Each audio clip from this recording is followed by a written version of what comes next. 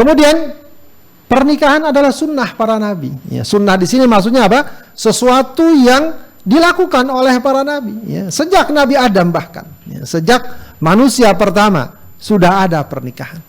Ya, sudah ada kehidupan keluarga.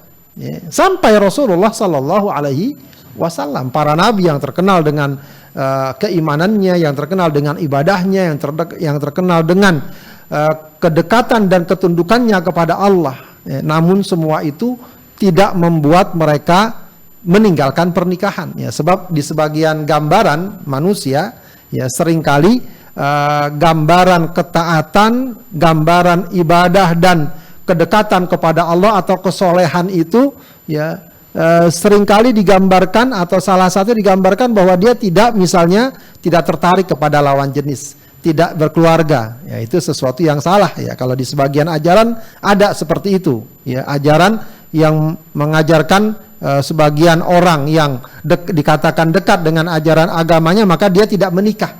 Dalam Islam tidak.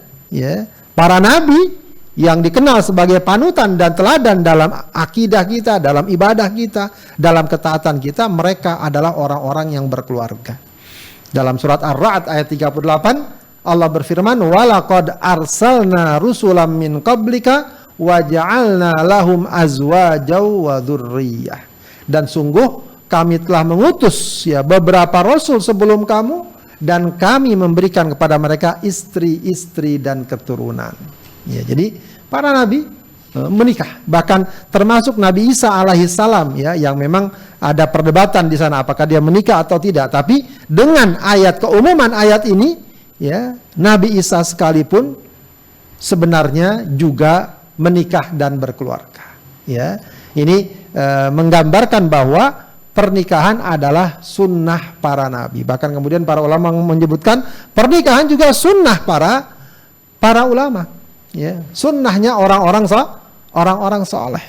Ya, jadi jangan kemudian merasa saya karena saya ahli ibadah maka saya tidak menikah. Tidak. Ya, justru para nabi, orang-orang soleh, para ulama mereka menikah. Kemudian Allah Subhanahu Wa Taala janji, ya, bagi mereka yang merasa berat menikah, ya, karena merasa tidak mampu, tidak cukup, begitu ya, Allah akan berikan kecukupan. Allah katakan, wa ankihul ayama minkum was-salihina min ibadikum wa imaikum.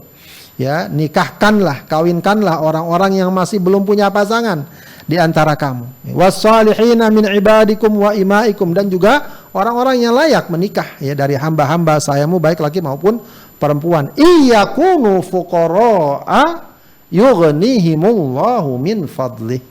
Kalau mereka miskin, maka dengan karunia Allah, Allah akan memberikannya kecukupan.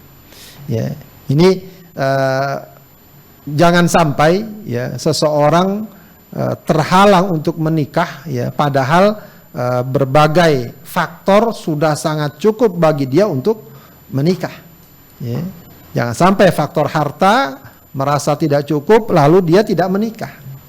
Ya, ini bukan berarti kemudian masalah harta tidak dipentingkan dalam pernikahan, tidak. Ya, ini juga jangan salah, ya, jangan sampai orang kerjaan nggak mau kerja atau belum kerja, nggak punya modal sama sekali, nikah itu juga bermasalah, ya, juga bermasalah, ya.